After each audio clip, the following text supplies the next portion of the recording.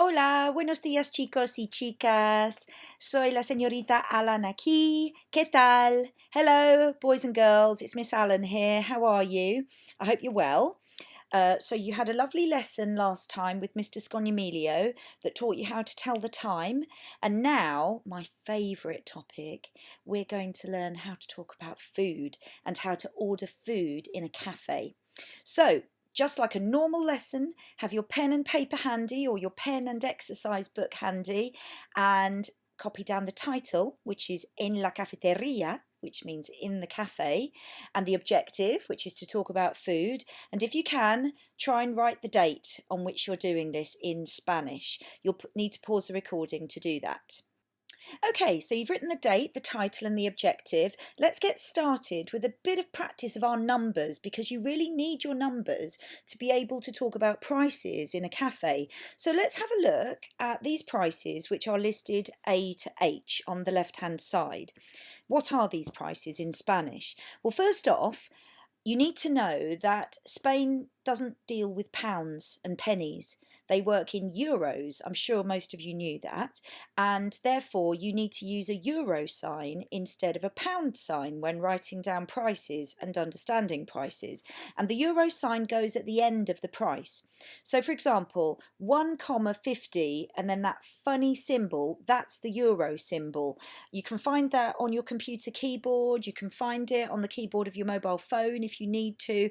But really, it's just like a capital C with two slightly wobbly lines in the middle of it. So when you're writing out a price in words and saying it in words in Spanish, you need to say the euros where the comma is. So let me just do the first one with you. So 150 in euros is €1.50. So un is for the number one. The comma is where you say euro, and then the cents, like the pennies for us, but the cents is 50, so you would say 50. So €1.50. Euro is a funny word. Try saying it. Euro. Euro. Well done. Good. So I'd like you to pause the recording now, and I want you to write down the rest of those prices in words in Spanish. Remember, where the comma is where you put the word euro. But if it's more than €1, so for example, €3, be sure to make it plural and put an S on the end.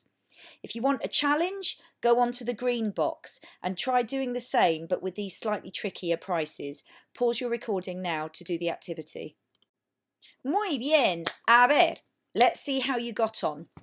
So we knew that the first one, €1.50, was €1.50. Let's see how you did with B. So B was €3.60, so you should have written down €3.60. Tres is 3, euros comes next, and then 60 is the 60. C, €1.75 should have been €1.75. D, €5.50 should be €5.50. If you get to this point and you've been doing something slightly wrong, there's nothing wrong with pausing the recording before I go through any more of the answers, going back and redoing the activity now that you know exactly what you're meant to be doing. Okay, but if not, let's carry on. So E was just €3, so quite simply, 3 euros. F is €2.75. So it would be €2.75. G, €10.50 would be €10.50. And H is just €4, so it's 4 euros. Now I'm hoping that even if you found that quite a challenge, you've had a go at the green box. So let's have a look at these answers now. So €6.86, which is very precise. I'm not sure what would cost that. Possibly lots of things added together. €6.86 would be €6.86. And the second one, €8.32 would be €8.32. And the third one, €9.76 would be €9.76. The fourth one, €2.21 would be 2,22 euros. And the fifth one, which is €10.42, would be 10,42 euros. Brilliant. If you got all of those right, fantastic. Feel free to wind this back now, go through and listen to my pronunciation and copy me. Copy me saying all of these prices. It's really good to practice your pronunciation out loud, and numbers are some of the most important things that you need to be able to pronounce. Sorry. Okay. Right. Zona cultura. So the big thing about Spanish food is it's really, really important in Spain. Spaniards love their food. It is part of their culture and their national heritage. So I'm going to ask you to pause the recording and jot down, what are tapas? What do you think tapas are? Can you name any tapas that you know of or that you've tried? And have you tried tapas before? So pause the recording and let me know what you think about those three questions. Okay, well, to answer number one, tapas are snacks that people eat in Spain when they're having something to drink. In the north of Spain, tapas are also known as pinchos. And the types of tapas that you find differ from region to region. So let's have a closer look at what tapas look like. Okay, here's a perfect example of a lovely selection of tapas. This is going to make me hungry. Sorry if you're doing this first thing in the morning. Now, there's no place for fuss pots in Spain because there's a huge variety of food on offer. Let's have a look at the little bowl right at the front of the picture. So we've got some prawns in there, probably spicy prawns, maybe some gambas al ajillo, con pimiento, because there's some red pepper in there. No doubt they will be garlicky. Then to the right of the prawns at the front, we've got some Spanish sausage known as chorizo. Perhaps you've seen it in the supermarket or you've had it at home. English people tend to pronounce it as chorizo or chorizo, but Spanish would say chorizo. And you can chop it up and fry it, chorizo frito, or you could chop it up and put it in the microwave for a couple of minutes and it will give the same effect. Delicious. Then to the right of those, we've got some tomates, tomatoes, probably again with garlic and thyme by the look of it. Then to the left of the tomates, we've got potatoes that have been cubed and fried, and they're covered in a chopped tomato sauce, which is always spicy. And that tapa is known as patatas bravas, because bravas means brave, and it's a spicy sauce, so you've got to be brave to eat it.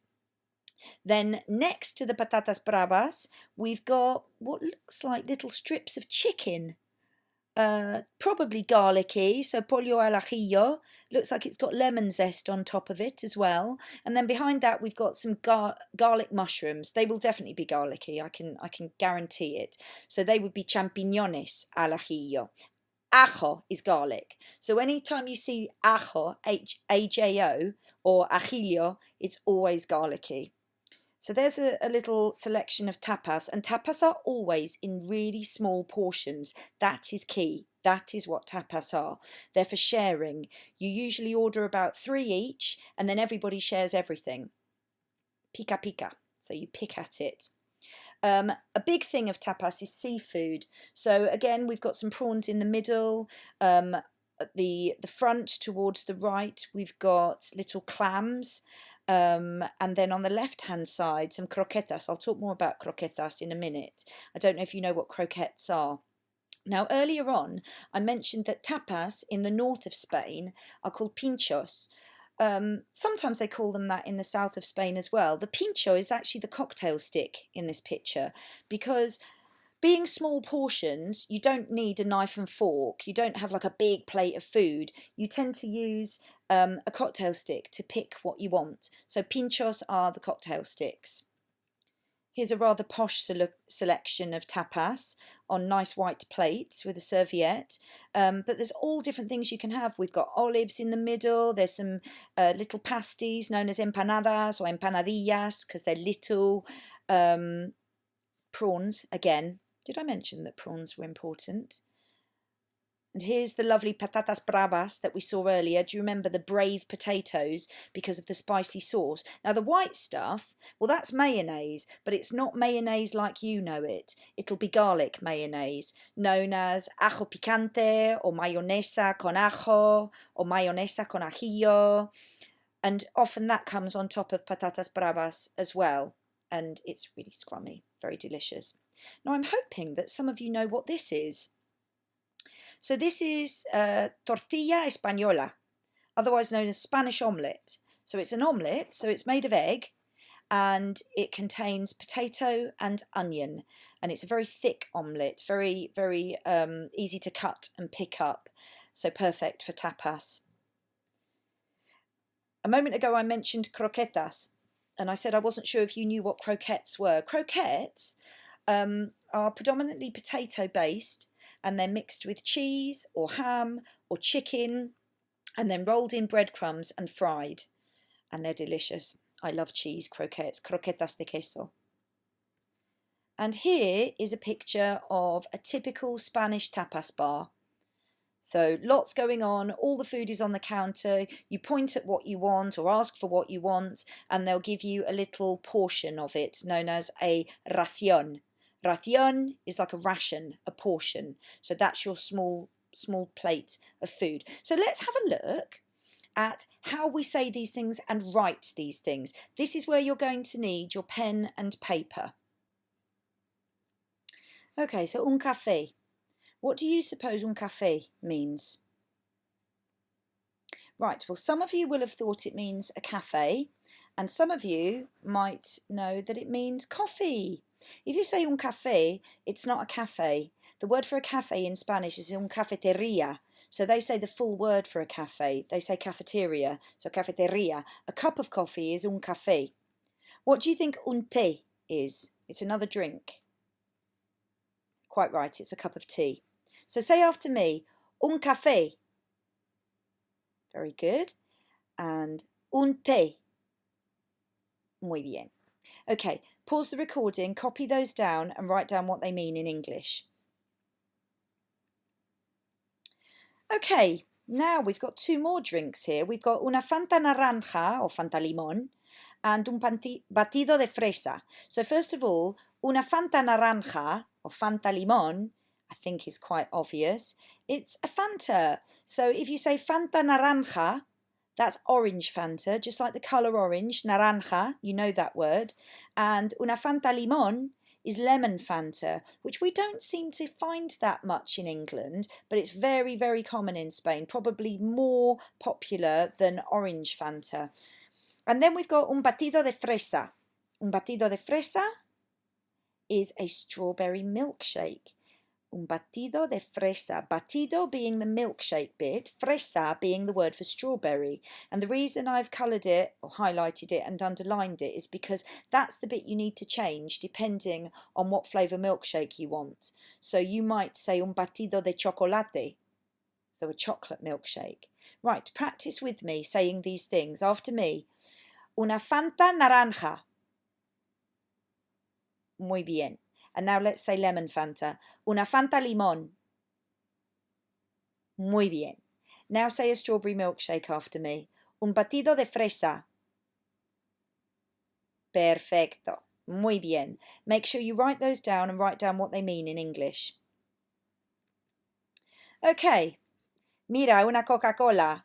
That's far too easy. It's a brand name, so it's a simple translation. So una Coca Cola is a Coca Cola. Now, what do we think un granizado de limón is? So once again, we've got limón. Sorry, on the previous slide, the limón should have had an accent on the O. I've just realised that. So un granizado de limón is a lemon slushy. And they're generally homemade on the premises. So whenever you see the word granizado, it means frozen. So it's a frozen lemon drink, and it's delicious when it's really hot in Spain. So say after me, una Coca Cola. Muy bien. Y ahora, un granizado de limón. Muy bien. Okay, now we're on to the food. So some of you might know what unas gambas are. Okay, gambas are prawns. Yes, those are little prawns. And then we have jamon. Now, jamon is something that you can buy quite easily in the supermarkets in England. You can buy jamon serrano. It's not like English ham. It's been cured, so it's more like Parma ham or prosciutto. And the big strange thing on the right-hand side is a jamon. It's what they cut the slices of ham off. Okay, I won't go into much more depth than that for fear of upsetting anybody who's a vegetarian. If you write those down, and write down what they mean in English. So unas gambas are prawns and jamon is ham. And then say after me, unas gambas. Muy bien. And now say jamon. Perfecto. Muy bien. Okay, unos calamares y unas croquetas. ¿Qué son? What do you think they are? Okay, so unos calamares are squid rings. And unas croquetas are croquettes, like I described earlier. So practice saying after me, unos calamares. Muy bien. Y ahora, unas croquetas. Perfecto. Make sure you've got those written down with the English. Okay, unas patatas bravas. I've mentioned these a couple of times in this lesson. So what were patatas bravas? Look at the word bravas. What does it look like? It looks like brave. And what was una tortilla? Tortilla española or tortilla de patatas. Now you remember. So patatas bravas are the spicy potatoes, and una tortilla is the potato and onion omelette. Okay, so make sure you've written down what they are and what they mean. And say after me, unas patatas bravas. Muy bien. Y ahora, una tortilla. Muy bien. Remember, the tortilla, the double L, it's not tortilla like in tortilla chips. Tortilla, the double L makes a y sound. So, una tortilla. Muy bien. Okay, now we have pan con tomate y una paella. So pan con tomate, you're already imagining there's some tomato involved, and you're quite right. And you probably know what una paella is. Let's have a look. Okay, so pan con tomate is bread with tomato, and the bread is toasted. And this is something that Spanish people quite often have for breakfast. Don't knock it till you've tried it. It's delicious. Pan con tomate. And una paella is the national dish of Spain. If people say that roast beef is what English people eat, then stereotypically Spanish people eat paella. So paella is a big rice dish, and the rice is coloured yellow with saffron. And it can either be a seafood paella de marisco, or it might be a chicken paella de pollo, or it might be a vegetable paella, so paella de verduras. So say after me, pan con tomate. Muy bien. Even if you don't like tomatoes, you have to say it. Pan con tomate. And now, una paella. Muy bien. Perfecto. Make sure you've got those written down and what they mean in English. Okay, marvellous. Right. ¿Qué comes? ¿Qué comes? ¿Qué comes? The title says, ¿Qué comes? ¿Qué comes means, what are you eating? Or what do you eat? What are you eating? And then I've got a list of things in Spanish. So we've had all of those. See if you can cover up your vocabulary list and write down for me now what you think all these things mean. So a little bit of a test for you to see if you can remember what we've just learnt. Okay, let's go through the answers. So, un café is a coffee. Un té is a tea. Una Fanta Limon is a lemon Fanta. Un batido de chocolate is a chocolate milkshake. So notice that chocolate is spelt exactly the same as it is in English. It's a pure cognate. Una Coca Cola. If you have got una Coca Cola wrong, I'm going to ask you to leave the room. Only joking. Next one, un granizado de limón is an iced lemon drink. So it's like a lemon slushy or a frozen lemon drink. Any of that, that'll be fine. What were gambas? Gambas were prawns. What was jamón?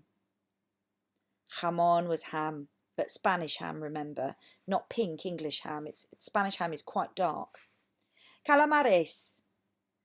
Calamares was squid. Croquetas. Croquetas are croquettes, which is actually a French word.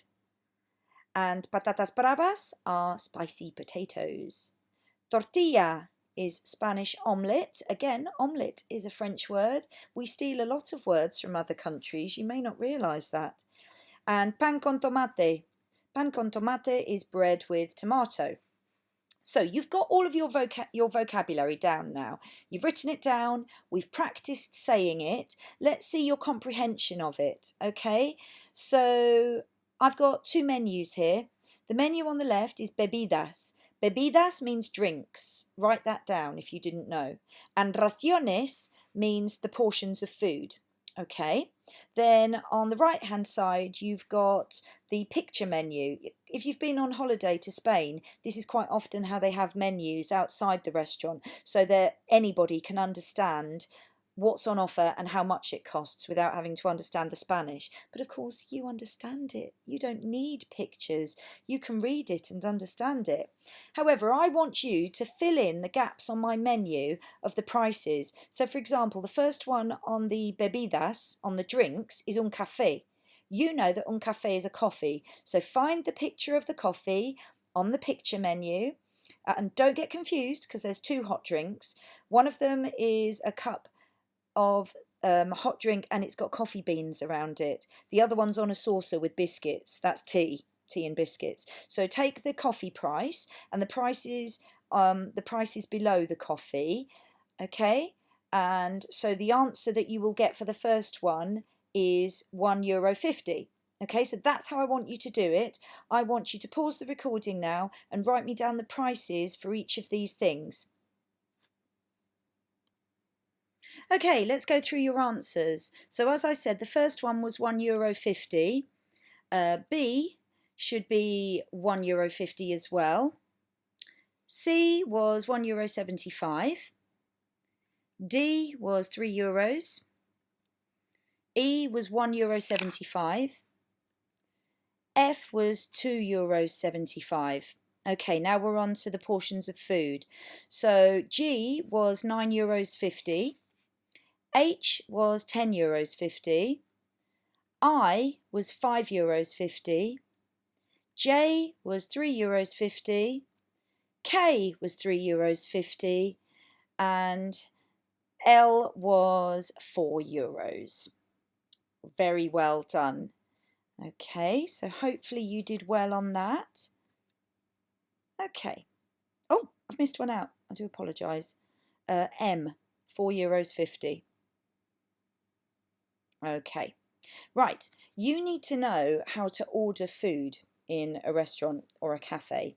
And so for that, you need to be able to say, I want. Okay. Probably sounds a little bit rude actually, but it's what Spaniards say. They do say I would like, but it's quite all right to say I want. And the verb to want is querer. Now, querer is one of an annoying group of verbs actually that misbehaves a little bit.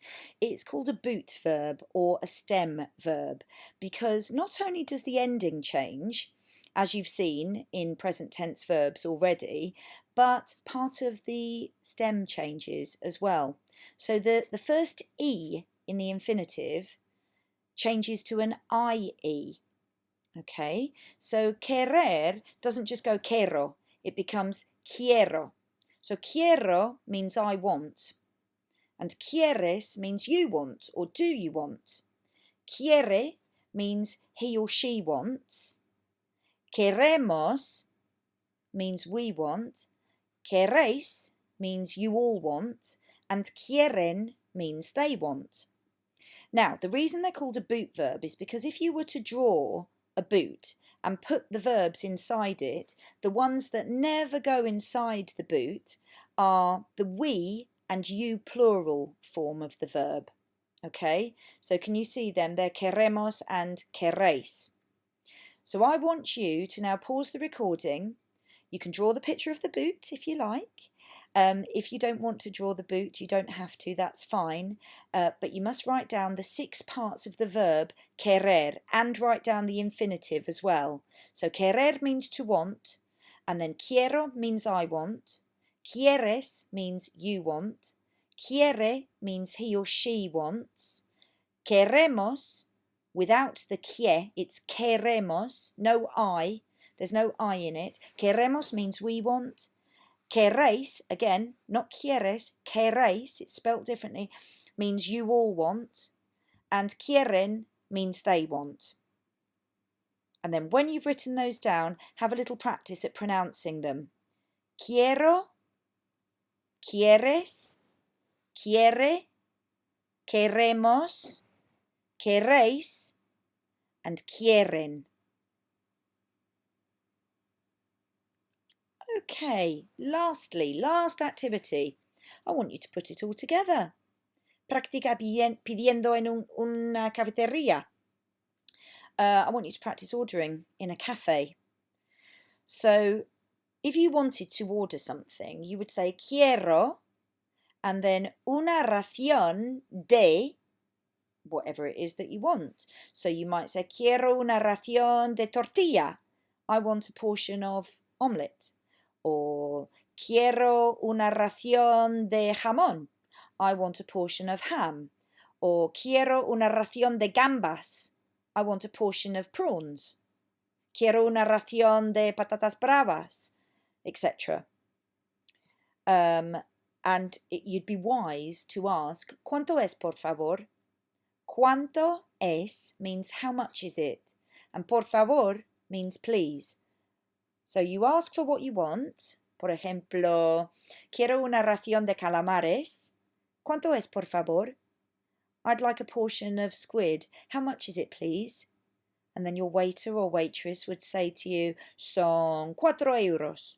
Or son 4,50 €. Whatever the price is. Okay, now there's a couple of things you need to know. So una ración means a portion, un plato means a plate, and un vaso means a glass. So you might say un vaso de Coca Cola, a glass of Coca Cola, or un plato de paella, a plate of paella. So what I want you to do is, I want you to have a little practice with that, and then I want you to write 6 of your own and practice saying them out loud, just like I did. So, for example, quiero una ración de tortilla. ¿Cuánto es, por favor? I want a portion of omelette. How much is it, please? So you do that 6 times. Now, if you're a bit of a technical whiz, which of course I'm not, you might be able to record yourself practicing and saying your sentences, and I would love to hear them, because although I give you chances to practice on here, I can't really hear what you're saying. So if you can record yourself and then attach it in the comments as a file, then I might be able to listen to you. We can do it as a bit of an experiment. Okay, so that's the end of our lesson. So all that leaves for me to say is hasta luego y ten cuidado. See you soon and take care.